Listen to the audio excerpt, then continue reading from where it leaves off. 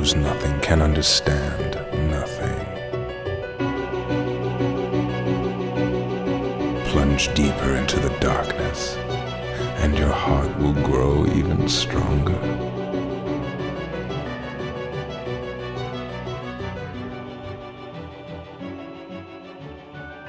Good tidings, everybody, and welcome to the Ansem Report podcast. This is episode number 76, and fun fact you've definitely never heard before, everybody. In high school, my football number was 76. Wow. So I'd like to think that this podcast is going to have a little bit of something special on it.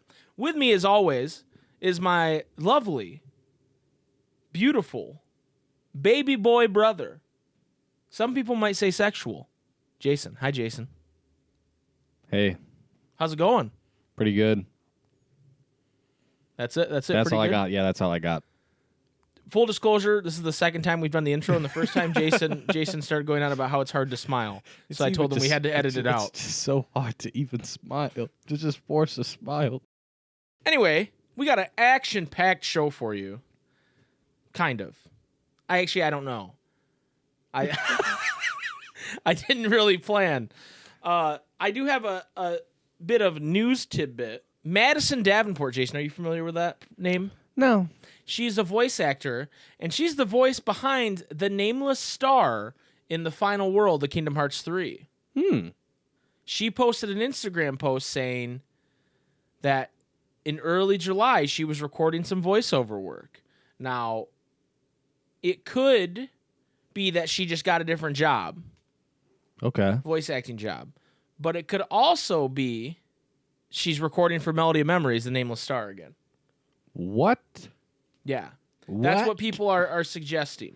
So people are saying that either Kyrie's gonna go there and talk to the nameless star, or the nameless star is gonna come back to life. No one's sure, but it was I just thought it was interesting that she's recording voiceover work. Okay. I mean, I could see a cutscene where Kyrie's talking to the different stars or whatever, Right. because she's gonna be there. Like we've seen her already there in the trailer. But yeah, so I mean, I guess there's not a whole lot to say about that other than, hey, this girl recorded voiceover work, and she had to travel to do it because it didn't look like she was in her house, according to the Instagram post. She's wearing a mask. Bleach wipes everywhere. Right. But yeah, anyway, so that's the news we have for the day. That's it. That's the podcast. That's the whole podcast, guys. Also, I want to mention that we were, Jason and I were fortunate enough to be guests on another podcast It was super fun. called Game Over Screen, hosted by our good friends Sean_AFK and Tyler Rims on the Merc with a Movie blog podcast feed. Wow. Sean has told me we were supposed to be part of an episode, but we took so long, and it was such a long recording session that he decided to make it its own thing. And he just kind of interviews us on what it's like to be YouTubers with a small community, as opposed to A big fan base. famous people. So it's a fun conversation. There's lots of inside jokes That you guys will love. that you guys will love to our podcast and all that. And so check that out. It's supposed to be out this week. It probably is already out. But to find it, you go on the Merc with a Movie blog podcast feed, and it will be called Game Over Screen. And it will probably have our names in the description because we're on it. Yeah. So check that out. Check out that podcast. We get our whole own episode. Dude. Yeah, we get our whole own episode. I don't know what he titled it yet because he hasn't told me. But It was a blast. It might So- not even air. yeah, thank you to those boys for having us on because it was a good time. Maybe that's what that means. Its own whole episode Yeah, is the whole episode means it's in the trash. means it's gone forever. It's gone. Not gonna come back. But it was fun. And for the record, it was so fun that Jason and I are now, I'm putting this out here, Oh my god. we are looking They to can't be, back out now. We are looking to be on other podcasts. So if you have a podcast you want us to come on, even if it has nothing to do with Kingdom Hearts, we would like to be on your podcast Wow. for free. We will do it for free. I might do it for nuggies. If you get Jace Nuggies, we'll definitely do it. But we'll do it for free. So hit us up if you want us to be on your podcast. This is a cry for help. Please, Anyway. God. Jason, you ready for some Dark Road conversation? I'm sorry, I can't talk to you about Dark Road until you do the thing. I know. I'm just asking if you're ready for it. Yeah, but not until you do the thing.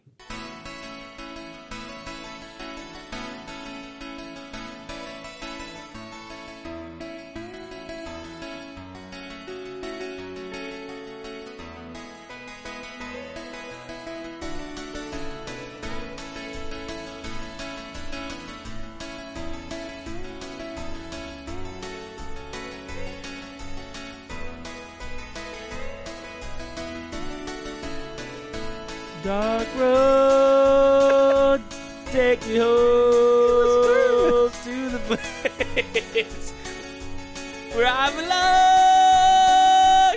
Calling Kaya, say no mama, take me home.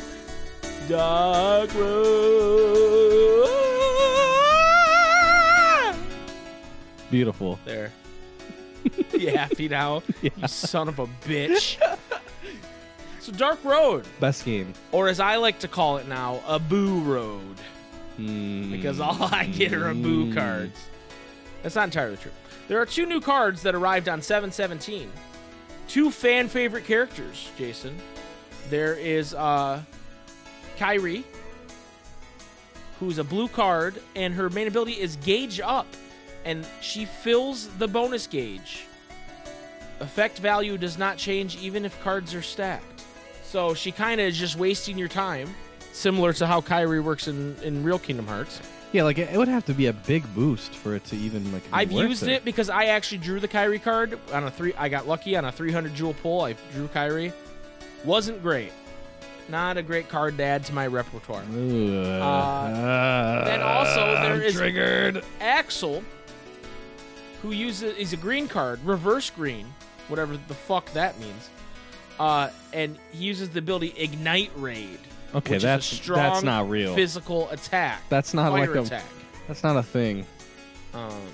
Its base Fire power Raid. is 25, and when you have 10 of them, his power is 65. So those are the 2 new cards added. Hopefully you had better luck than I did, and you got Axel. I just got stupid Kyrie. Unlucky, dude. Yeah. Now, they've also announced for this week that we're in right now, which it's probably almost done by the time this podcast is. Oh, boy. Oh, boy. Is it? No, you got a couple days still. Till the 26th, there will be a daily mission board, which is actually really nice because it gets you some BP, it gets you some gems or jewels, it gets you some quest keys. Okay. Some charms. If you draw during the 22nd through the 26th, you are guaranteed at least 1 magic card in a 10-card draw. Wow. So that's nice. You're guaranteed to have at least one not be stabbed. That's hype. That's hype. The main quest will be added at the end of July, is what they're saying. I've seen 2 different things. I've seen just that where it says that, but I've also seen people say, wait, it's Japanese only? No. Which I don't know if that's true or not. No. So someone else will have to clarify that. No.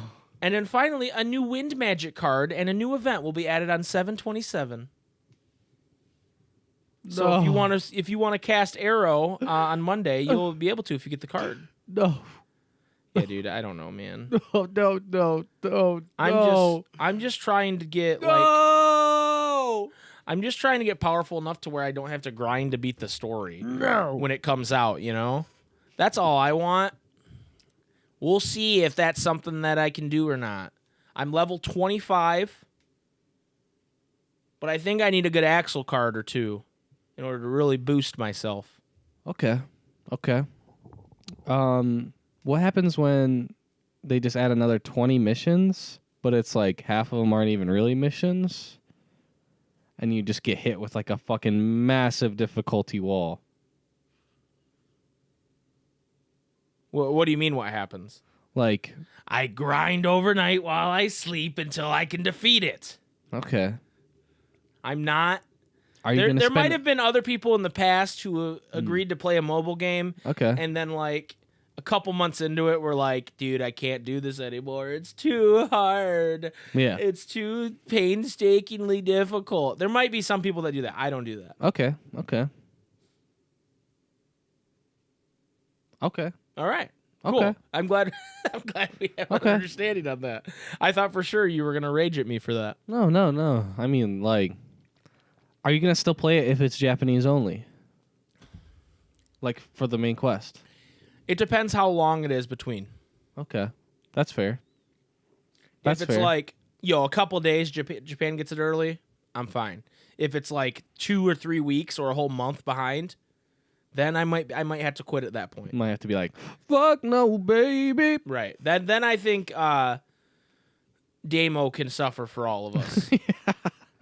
I think Damo or Gold Panner or all these people that do this stuff can suffer for us. Yeah, so who knows, man? This Dark Road thing. I just get sad when I think about it, dude. A boo road, if you will. I just get sad, dude. It's pretty sad. It just be so hard to even just smile. I'm definitely playing a lot more Dissidia Opera Omnia than I am playing Kingdom Hearts Dark Road. Yeah. Like, way more, because that game actually rewards you for your time. Yeah.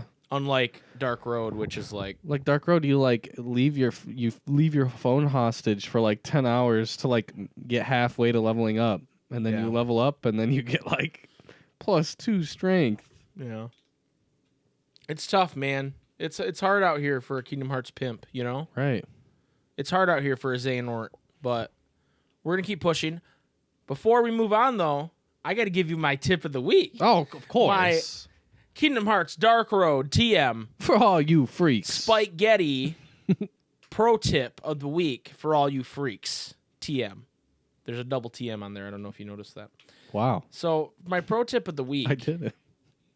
What? I didn't. You didn't notice the double TM? No, I did not. Well, one TM was for Kingdom Hearts Dark Road, and the other TM was for the SpikeGhetti pro tip of the week for you freaks. TM. TM. Yeah, I got to say TM. Sorry, my lawyers, I didn't say TM. So I'm loading up the game right now in order to give you this pro tip. Okay. Wow. Here's the pro tip. I would never load up that game. Here's the pro tip. One of the daily missions, okay, is Oh no. I have gone cross-eyed. I just look past Mike at the monitor that has Discord open. Yeah, I see. Just a Red Nocturne has been using the "Oh no, I've gone cross-eyed" thing a lot. I love that. Don't stop doing that. Here's my pro tip, ladies and gentlemen. With these weekly missions, or these daily missions, I'm sorry, limited time daily missions, they're giving you quite a few charms. They're giving you at least 3 charms. Those are like the revive charms. The revive charms, yep. And then when you complete the whole board, it's only 9 spots, you get a charm as well. So one of the missions is defeat enemy times 10, rank 3. If you're not high level, which I'm not, I'm level 25, rank 3 enemies might be tough. You definitely can't auto farm that. No, definitely not. Definitely not. But I've had success beating about 2 of these enemies before you wipe. Getting wiped. Here's my tip for you. Okay. Don't be afraid to use those charms. Oh my god, that sounds like an awful idea. I'm not saying spend real money and buy charms, because that's absolutely ridiculous. But if it's the difference between you getting 200 jewels and not getting the 200 jewels, wouldn't you want the 200 jewels? Well, couldn't you just like reset like 5 times? Yeah, but I'm saying in order to beat 2, if you're a lower level, you might need to use some charms. I will say, if you go up against Invisible, is that what those guys are called with the big ass sword? Big ass sword, don't bother. Yeah, you're not gonna take one out at my level. Just leave. If you see one, you might even just exit instead of trying to fight them. Press the home button on your phone. It ain't gonna happen. It ain't gonna happen.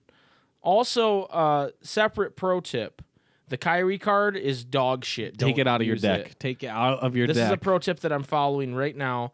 I hit optimize, and it replaced the Kyrie card with an Abu card. Okay? That's how bad Kyrie is in this game. I mean, your Abu is probably like level 10 now, Yeah, right? because this is Abu Road. Everybody knows that. Everybody knows about Abu Road. All right, so that's all I have for Kingdom Hearts Dark Road update, weekly update. Okay.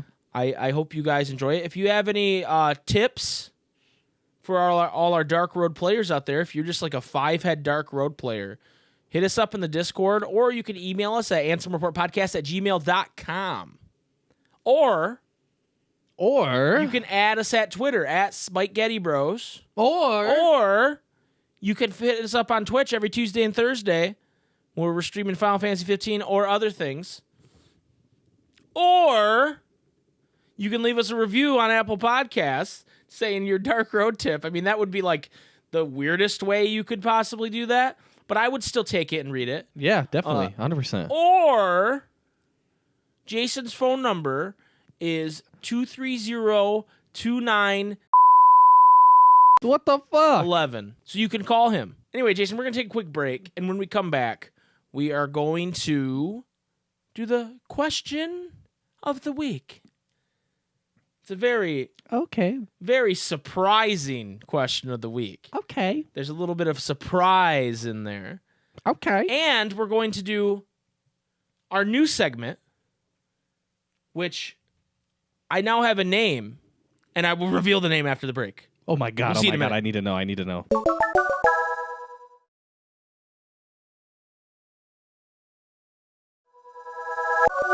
Welcome back to the longest running Kingdom Hearts podcast on the internet, the Ansem Report podcast. Wow. Jason, it's time for a huge reveal. Holy shit. Thanks to Jip214, our good friend Jip214, who came up with this name, even though kind of a softball Kind of name. a lob. Kind of a we're so stupid we couldn't think of this name in the moment. But welcome to our newest segment, The Cavern of Remembrance.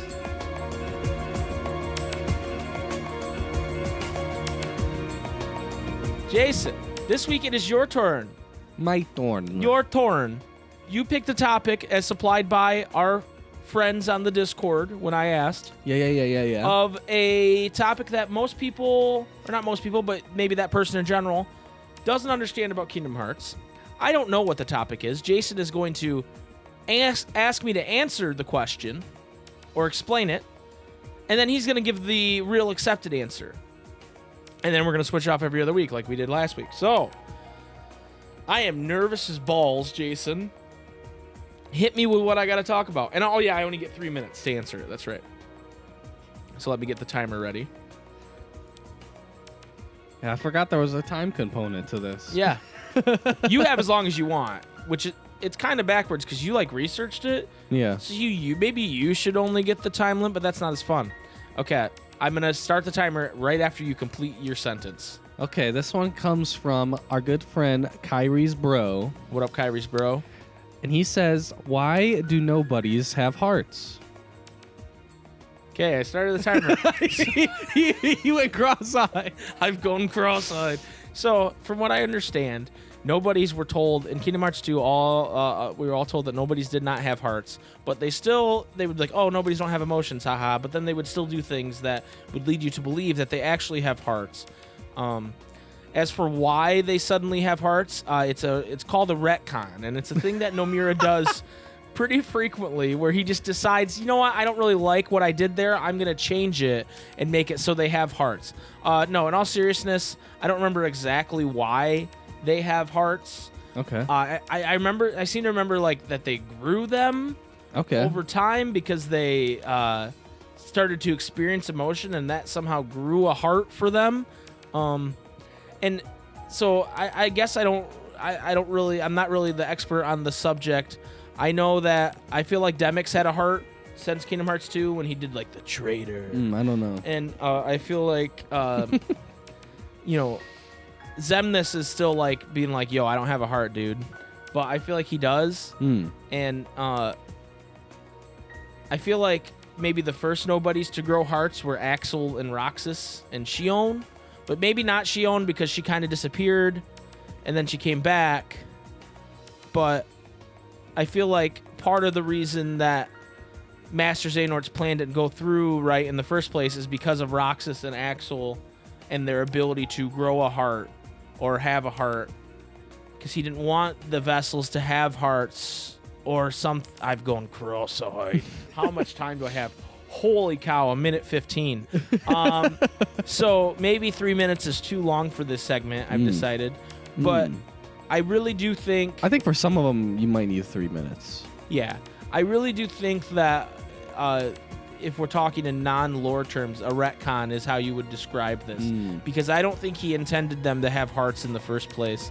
I think that was something that he decided to change because with what he was bringing like the different organization members from the past, the different versions of Xehanort, that doesn't really work if the nobodies don't have hearts. Like, if Xemnas doesn't have a heart, what are you bringing forward?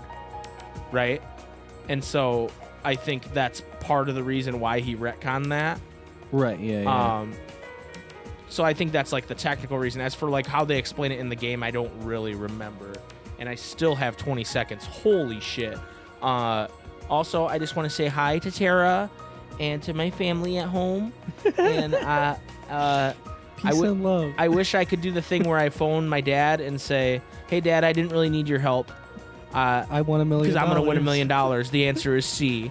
Final answer." I wish I could do that right now, but actually, Richard okay, Nixon. That's Richard Nixon is the answer. Final answer, and that's the timer. So, Okay. Jason, tell me how wrong I was. Not super wrong. Okay. Like you're pretty close. Okay. I don't think there was really anything that you said that was like just straight up wrong. I mean, maybe the whole like I think Axel and Roxas and Shion were like the first to grow hearts. Oh, okay. So that's that not might right? have been yeah, because okay, so the first time that we were ever told that they could have hearts was in DDD. Okay. So like, or as I like to call it, RRR, retcon the game. Yeah, exactly.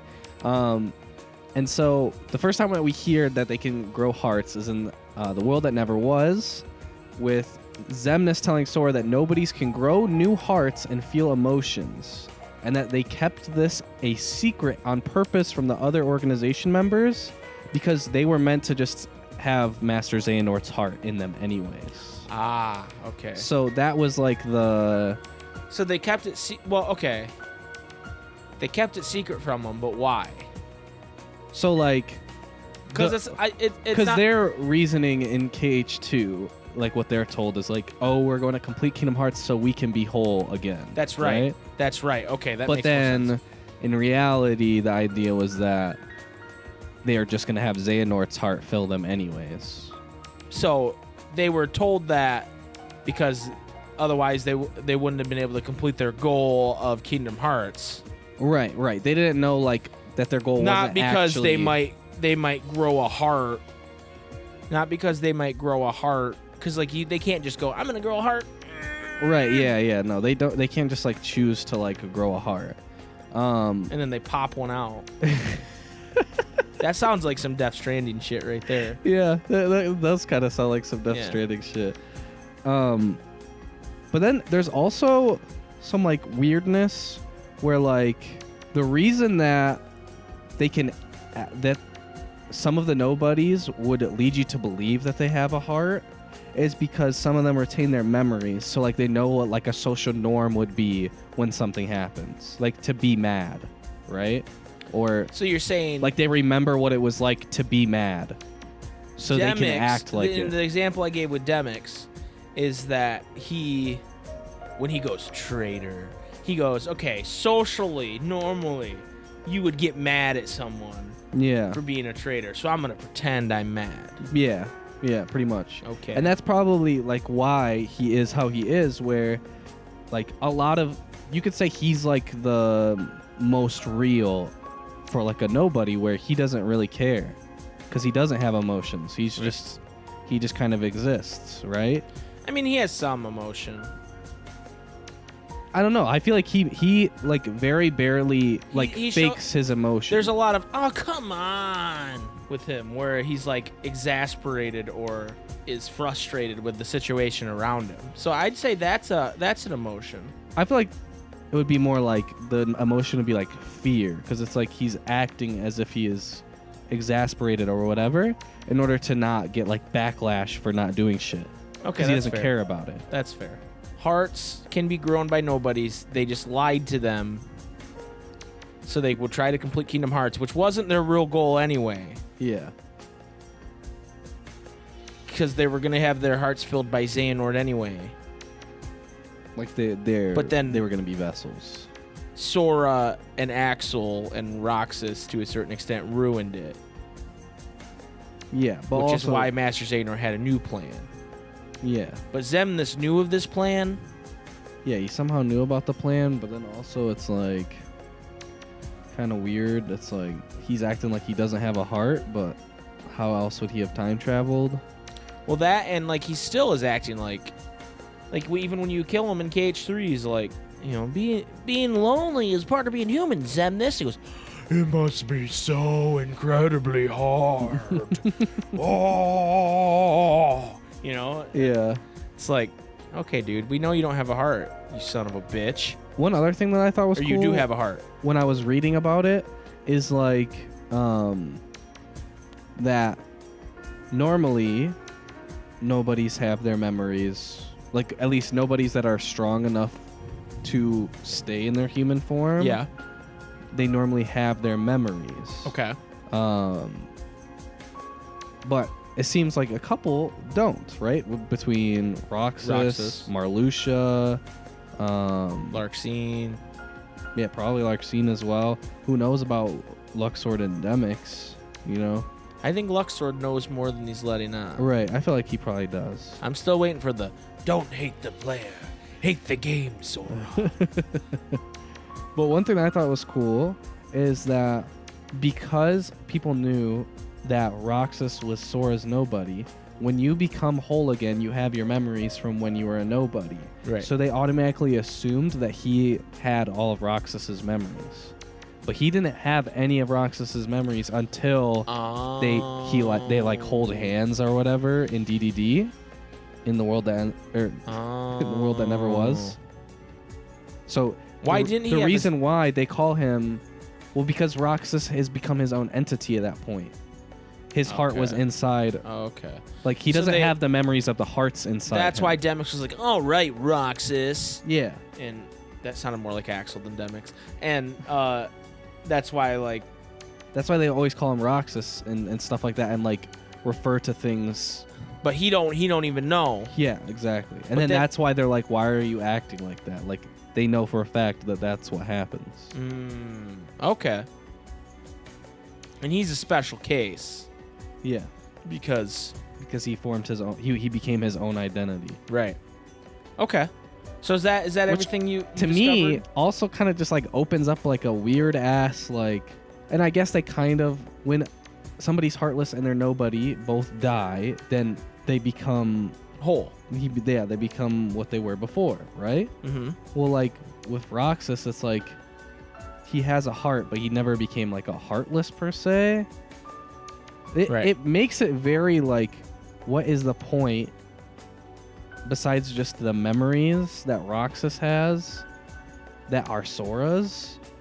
Like, what is the point of him having to like merge with Sora if he's his own person at that point? Because they didn't know how to get the memories out of him into Sora. Right. And Diz is a racist against nobody. Exactly. And didn't care. Like, if there was somebody in charge of that whole situation that was a little more knowledgeable and a little more pure of heart. Not pure of heart necessarily, but somebody that was a little more tolerant of other people. Yeah. And other types of people. Maybe we would have had Roxas and Sora from the get-go, right? Yeah, maybe. And so yeah, another reason just to hate Ansem the Wise. True. Ansem the Dirtbag, as I like to call him. True. Okay, also another weird point that was brought up by this is, okay, so some of the roles, like when you're reading like their character files, for some of the Correct nobodies is performance. that they have to recruit more nobodies, right? So there's two different ways that this could be like thought of. Is one, like recruit other nobodies, meaning just like the like Dusks and the Samurais and all that type of shit, right? Or two, like recruit like for example when they recruited like Marluxia, Larxene, Right. and all that, right? Right. Where it's like how the fuck is like Zigbar gonna go recruit more nobodies without like a Keyblade to like make them into nobodies? That's true. So like that means they just had to have found them. Yeah. Or that young Xehanort had already like turned them or whatever, and so they knew where they were gonna be type shit. Yeah. Well, that's part of the mysterious backstory with Marluxia and Larxene and the other two. It's like, what? How did they become nobodies? How did they become nobodies? We don't know, and that's something hopefully Union Cross or some game is going to tell us in the future. But yeah, good job, Jason.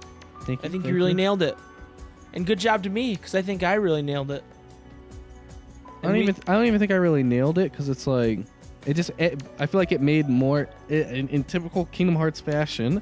It made more questions than answers. Yeah, but that's kind of what we're going to find out from a lot of this stuff, too, is it's like we're going to get the most accepted answer on a lot of these, because a lot of these don't have a clear answer, but, you know, we're going to get the answer that most people seem to agree with on some of this, and some of it, it's just going to be a straight-up best theory, you know? Yeah. We're scientists. We're in the lab. We're Ienzo and Vexen. Wait, what's Vexen's real name? Evan. Ugh, that's just a normal ass name, and we got test tubes and beakers, and we're trying to figure out why nobodies don't have hearts / do have hearts, or why were there 3 Rikus? Actually, Playlist Master 123 said on our last episode, I thought I understood the Riku bullshit. I was wrong. So I feel like we're making a difference in the Kingdom Hearts community. And so if you have more, I'm going to make an actual channel for you guys to suggest more of these if you want. We already have a huge list, but like if there's something that pops up that you go, hey, if it's like a good ass one, we're gonna fucking use it, dude. You just go, hey, what's the deal? What's the deal with this? I don't understand this. We will do our best to explain to you. So that was the Cavern of Remembrance, Jace. Thanks again to Jip for the name. And thanks to Kyrie's Bro for the suggestion of what we could explain to you. Now it's time for the question of the week. Question of the week, which if you remember, ladies and gentlemen, the question of the week was what moment in Kingdom Hearts surprised you the most, as suggested to us by Jason himself. Coming up first here, what surprised people the most? We have Mr. Bean Feast, and he says, continuing off my answer to the question of the week this week, a moment in Cage that surprised me was Yen Sid being a fucking god. I knew the man had to be hiding something beneath that desk, but I thought it was just the normal stuff. Like a penis. He didn't say that. I did. Not the ability to part seas. I didn't realize that this old boring nerd was almighty god of the realm of light. Everyone was fucked in the Keyblade graveyard, and then boom, in comes literal god. No way they anticipated it. I agree. That was one of those moments when we were playing through Cage for the first time. We got real hype. We were like, what the fuck? Just a Red Nocturne says, I would have to say the ending of the first game. I didn't expect the Destiny trio to remain separated. It was sad, but a great cliffhanger. Hell yeah. And I remember just like having like my hands like on my head, like literally not like this.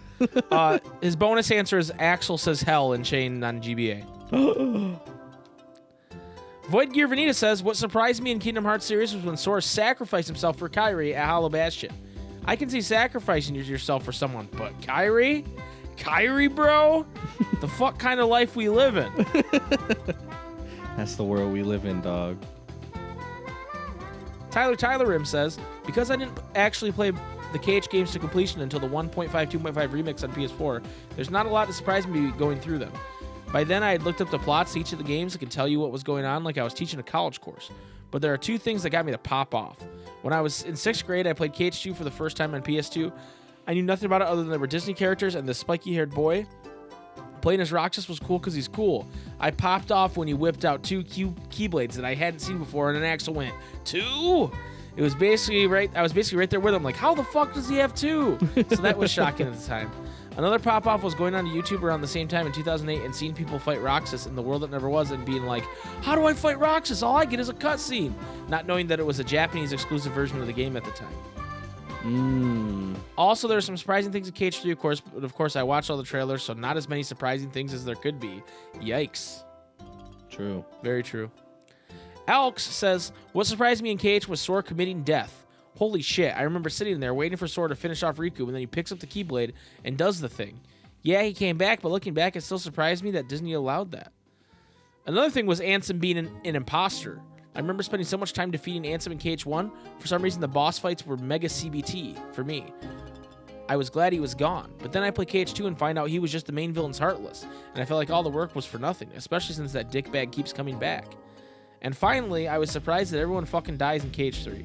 Yeah, they all come back, but holy shit, for me, it was crazy. Seeing Sora get on his knees and scream really hits you hard.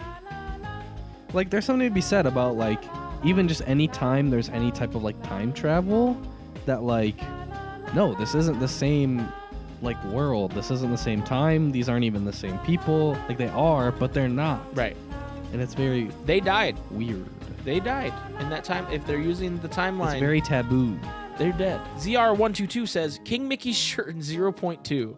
I was so frustrated at that scene. I spent like 6 hours going through that game, seeing Aqua deal with being in the darkness for so long, and then Michael fucking Mouse comes along and ruins everything.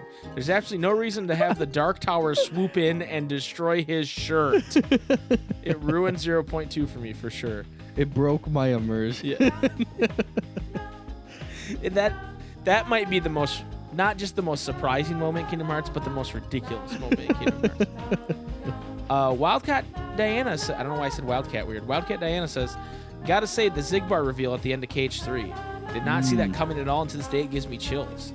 That wave of adrenaline and the realization that the heroes are just hanging out on the beach and Sora's missing, where the Master currently is, while the foretellers are reuniting, you just think, oh well, I hope the beach party was awesome because we effed now. Meteor Phoenix says, King Mickey appearing in the Realm of Darkness to help Sora close the door. I know it's fashionable to hate Michael Mouse these days, but after an entire game of just hearing rumors of the king while you're watching the heroes try to close the door, you see 2 Darkseid show up and then just explode, and here's Mickey standing in the silhouette of light, golden Keyblade. It was only about 10 seconds, but it's the most epic Mickey's ever been. I see what you did there, Meteor Phoenix. Okay. I see what you did there. I don't think he actually meant it, to be honest. But epic Mickey. Epic. Exit says, what surprised me the most about something KH related isn't an in-game moment, if I'm being honest. I work 3rd shift job, which sucks with no direction nor goals. It's very boring, to be honest. I listen to many albums and podcasts, but on a fateful night, I stumbled upon a podcast with 2 sexy men talking about my favorite video game series, Kingdom Hearts. It's called Got It Memorized. It's called Kingdom Smarts, but wait, one of them's a lady. You guys make my shift, my night shift every shift. Wait, I'm sorry, I read that completely wrong. Hello? You guys make my night every shift, no matter how bored and depressed I admittedly get. Thank you for being here for the community and being so passionate about the series like we all are. The thing that surprised me most is that I didn't listen to the Ansem Report / Willy Wonka / Austin Powers / the Jason Sexy Feet podcast earlier. Thank you for doing what you do.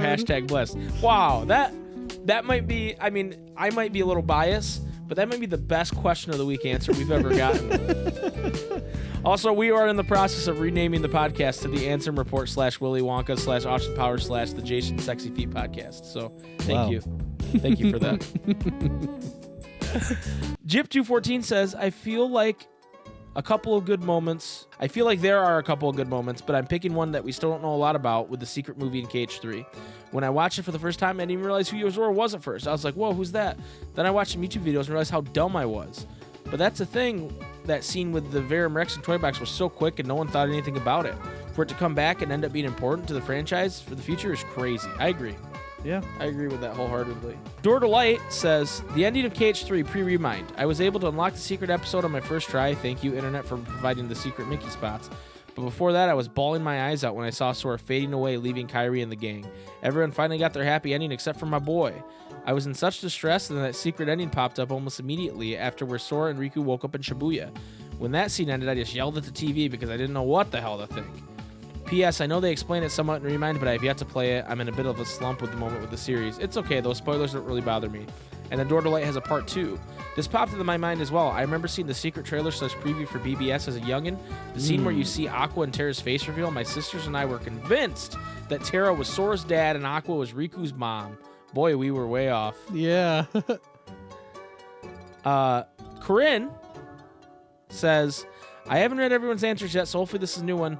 I think a moment that really surprised me was the intro ending of KH2 when Roxas combines with Sora. Despite some roller coaster emotions caused by Riku's going bad or Kairi and Sora getting separated, KH1 was a relatively feel-good game. I was not expecting KH2 would start off with more loss. The compound of the sad events from KH1 on top of starting a new game, getting to know and love a new character, to have him taken away in a way that we had never experienced was one of the most memorable surprise / what the fuck moments for me in the KH series. Agreed. Yeah. Agreed. And then this isn't this week's question, but Boomer for KH, the aptly named Boomer for KH, says, after listening to the podcast, I wanted to answer last week's question of the week. Overrated. Shion. That's it. That's the tweet. The wound had just healed. Right. And then he just ripped off the Band-Aid. No. He ripped it off. Anyway, Jason, do you have an answer for most surprising moment? I mean, you came up with a question. I would hope you have an answer. Well, I think my most surprising in recent memory is definitely like after you fight Yozora. Oh. Like both of those cutscenes. Like whether you win or lose. Yeah, those are fucking like those ones are the ones that like I think that the one with like Shibuya and everything was like kind of cool, like where it's Riku. The surprise there was like, holy cow, that's the dude from the video game. Right? Right. From the fake video game that they made up. Right, and it's also Shibuya, right? Right. But then when you fight Yozora, and then the cutscenes after that, it's so what the fuck. Right. And that to me captures more the like secret ending mind fuck that the other games had. Yeah. Like that is on the level of that. Yeah. I think that is what makes me the most excited for future games too. Is the Sora getting frozen?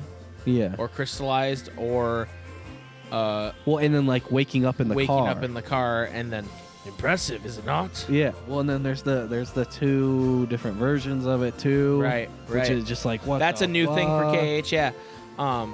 I think my answers are probably always gonna be some kind of secret movie. Yeah. You know, because that's where those surprises come up best to me.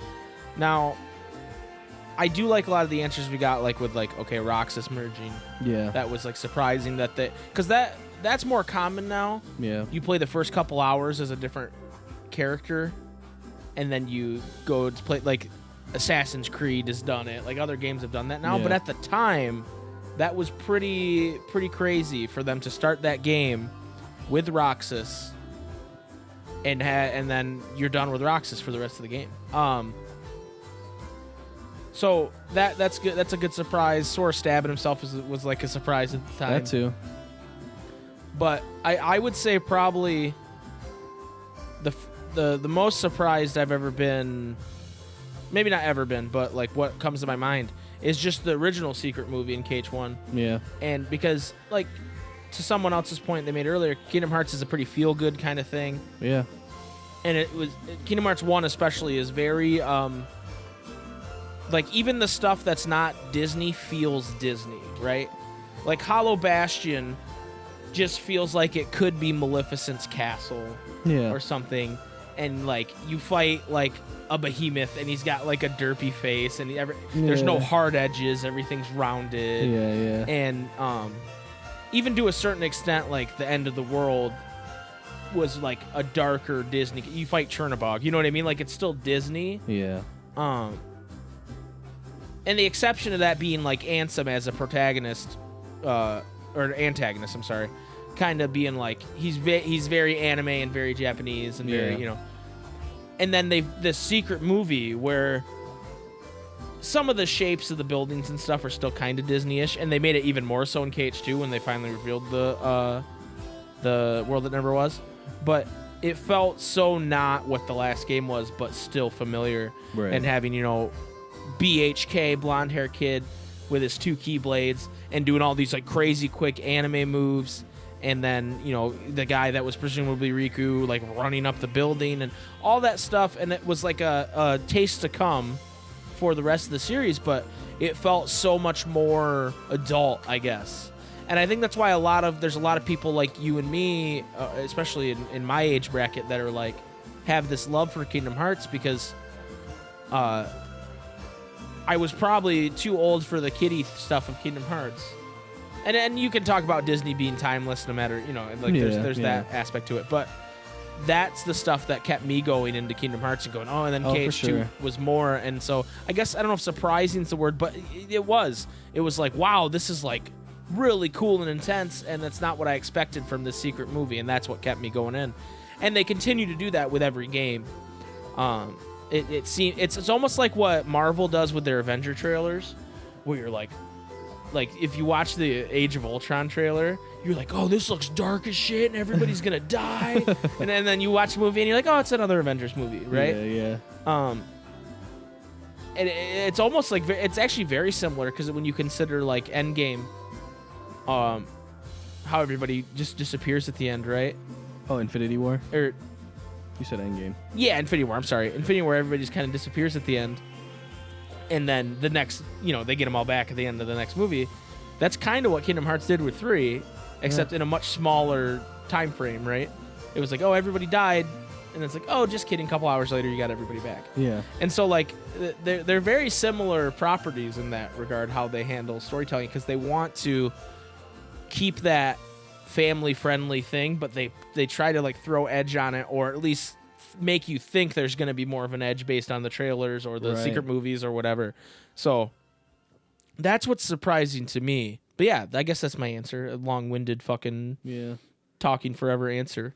Well, the other thing for me that pops into my head is when I was probably like 13 or something, and it was when I was like kind of getting back into Kingdom Hearts, and I think I had just played 2, and I was like, well, I want to see what else is out there, because YouTube was more of a thing. Right. And I remember just looking up a bunch of cutscenes and watching a ton of the, like, at first I was really against, because I was like, this is some weird PSP shit. Like, I was really against BBS. Right. Because I was like, this isn't Kingdom Hearts. Like, who are these this people? Shit's weird, right? But then I ended up, like, watching all of it and being like, what the fuck? This is really dark. Like, right. And then they're like all pretty much dead by the end of the game. Right. And the 358 stuff was out too. And just being like, what the fuck? Who is this chick with black hair? I think that was like I somehow found like the cutscene where it's Riku talking to Shion on Destiny Island. She's like talking about how she's not like a sham or whatever. Right. And I found that cutscene, but it was like before it is like it when it was just text. Like that's how old the cutscene was, because it was like the 3DS version of the cutscene, and just being like, what the fuck is going on? Riku's like, who is this chick, and why is Riku, what the fuck? Like I remember just trying to figure out everything that I could about the context of that cutscene, and like kind of just like building the story around just random cutscenes that I could find on YouTube, because there wasn't like those channels that are like, hey, here's all the cutscenes of Kingdom Hearts in a row. Like whatever. It would just be like randomly, like you had to find that shit. Yeah. Well, YouTube was more the Wild West back then. Right. All right, dude. Good answer. Thank you, everybody who answered the question of the week. I got a few suggestions in the Discord for a question of the week, and I'm gonna pick one. There's 3 here. And I'm going to pick the one that we've done before. What the fuck? Because I think it's been a long time since we've done it. And people kind of popped off answering it. Okay. But feel free to continue to suggest stuff in the suggestions channel for question underrated. Of the week. Yeah, overrated, underrated, no. And this is from Alex, and it says, considering I almost started a Keyblade war with the overrated, underrated question, it's time to unleash the fires of hell. My question suggestion is, what world do you want to see in KH4? No, not just Disney worlds or Final Fantasy worlds. I'm talking about any world, like fucking Super Mario or Shrek or even Mike and Jason's house. Go fucking crazy with this one. So we have done that one before, but I want to do it again. I want to bring it back, remind it. I want to recode it, reconnect. So we're gonna do that this week, and Remix then it. there are another couple good questions in here, and we'll continue to like pull from you guys when you guys have suggestions for us of questions you want to answer. So thank you, Alex, for that, and everybody who does that. And so that's the question of the week next week. What property, doesn't matter what it is, or if it's Disney or not, do you want to see in Kingdom Hearts 4? The answer for me is Austin Powers and Willy Wonka. It always is. It's all Austin Powers. It And always has been, baby.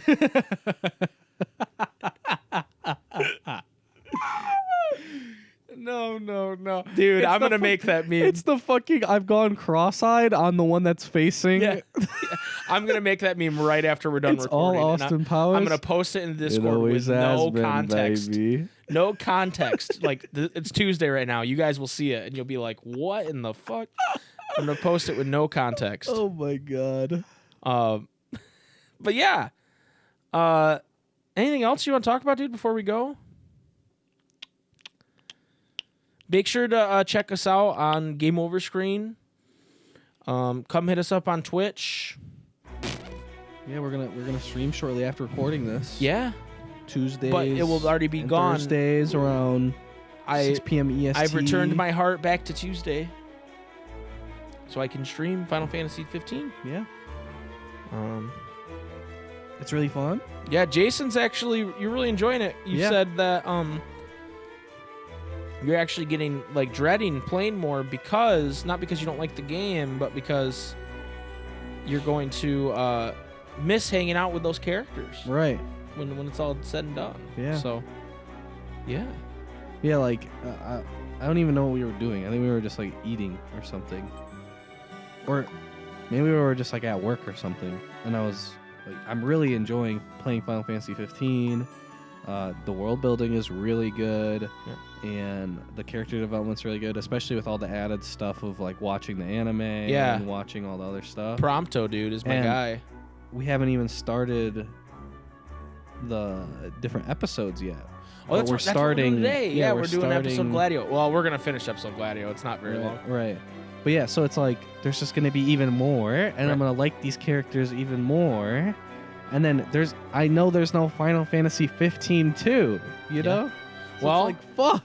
There might be Kingdom Hearts versus 13, where you can hang out with Noctis's brother, Yozora.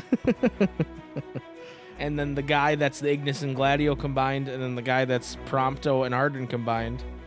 I think the guy that's Ignis and Gladio combined is like too hot. Yeah, that's too much. Too hot. It gets me way too close to Hellfire. Anyway, thank you guys so much for watching. And we hope you will look forward to streams and next week's episode number 77, Lucky 77. And I just want to say before we go, I love you all. I hope everybody's staying safe. And we just appreciate that we get to do this every week and have an audience that wants to listen to it and interact with us and talk to us about Kingdom Hearts. So thank you for that. Jason, hit him with it. May your heart be your guiding key. Thank you.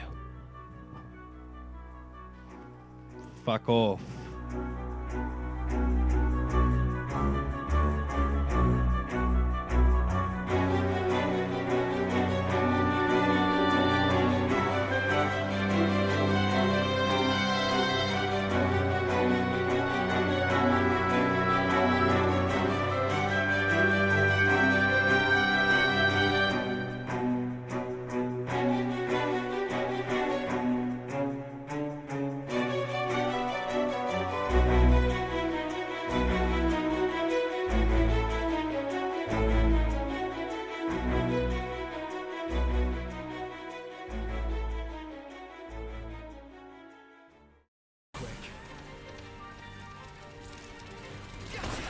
Ansem, get out of there! Ansem!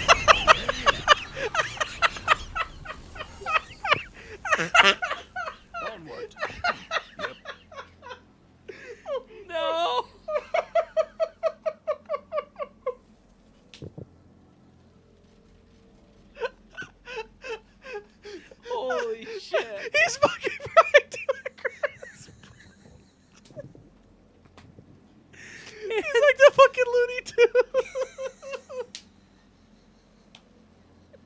Holy shit! I've never seen something so unfortunate. Ansem, no. Are you okay, buddy? I'm so sorry. You still didn't get your picture, you dingus. Where are you Oh going? my god. It's